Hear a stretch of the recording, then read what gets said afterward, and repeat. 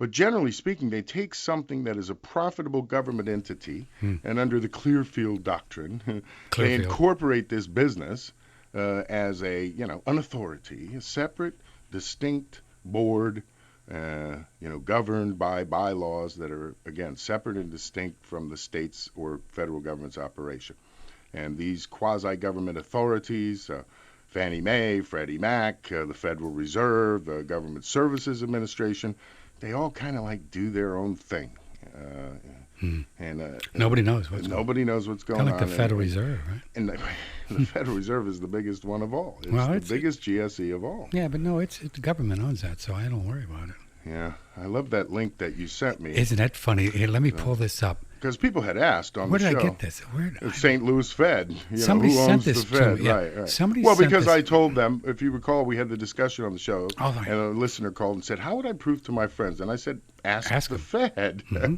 So somebody went and asked the Fed of St. Louis, probably in that neck of the woods, hey, who owns the Fed? Who owns the Fed? And they referred him right to the Q&A page that they had already prepared just for this very event. And I sent you the link. I can't find it right now. Maybe I accidentally deleted it, but it actually just lays it right out there. Just the way I explained it, as I recall. It's like the banks are privately owned? Banks are privately owned, but the Federal Reserve Board is indeed a government operation. And you can find this, folks, on stlouisfed.org. In plain English, who owns the Federal Reserve banks? That's right. And it's right there. Now, here's the defending language is coming like this, and I've also heard some defending language on this trade deficit thing, but the defending language on this is, well, but the central banks return all of their excess earnings to the Treasury every single year. Right.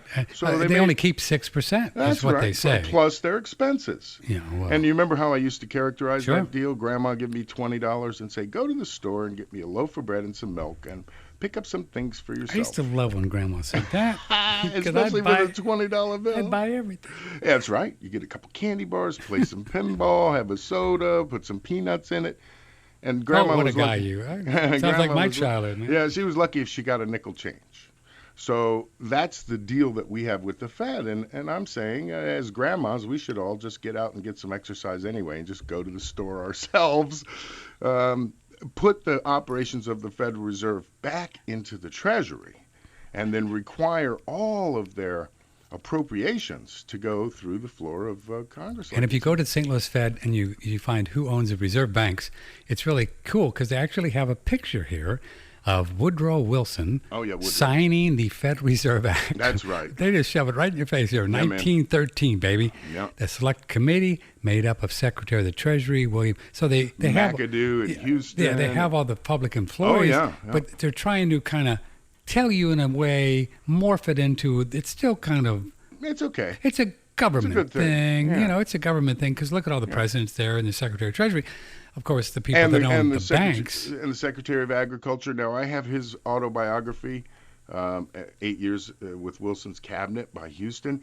And every one of those guys, I have their works. Yeah. And where they reveal little pieces of information that are just priceless. You got all their books? You mean these guys all wrote a book? Well, of course they did. Of course they did. And finding them is awfully hard. I mean, I have an original copy of the Federal Reserve by Warburg, signed by Warburg. Wow. So for me, it's original research material or nothing. Hey, I got to tell you. Yeah, go ahead and tell me. In writing this new book, it suffice it to say, as I've always said, that the shareholders of the First Bank and Second Bank of the United States were the connected people.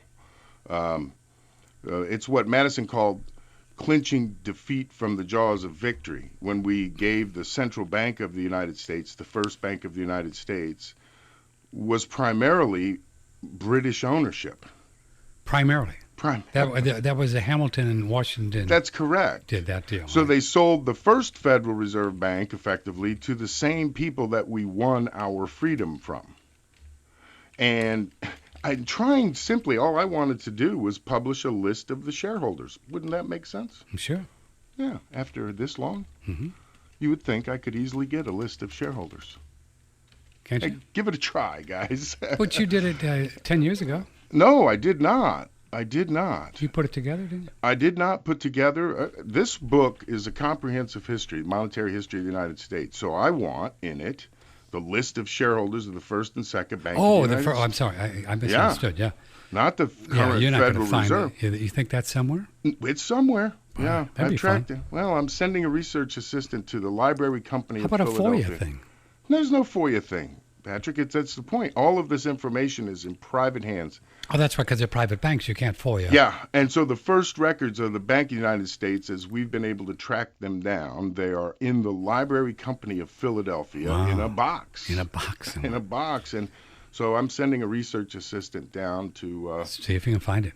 Yeah. Wouldn't that be cool? You mean that would say something like, oh, Hamilton, you got 10%. Exactly. And the Queen, you get 40%. Well, it'll give me the names. I know the names I'm going to find. I mean, I've sussed some of them out, Thomas Willing and others. And now I draw their connection to the House of Rothschild, which insists that it had no business in the United States until 1828 with August Belmont. So I do not believe that, and I want to prove it. So unfortunately, I can't believe that information I can get today on the internet, and here's something that's 200 plus years old, and I can't get near it.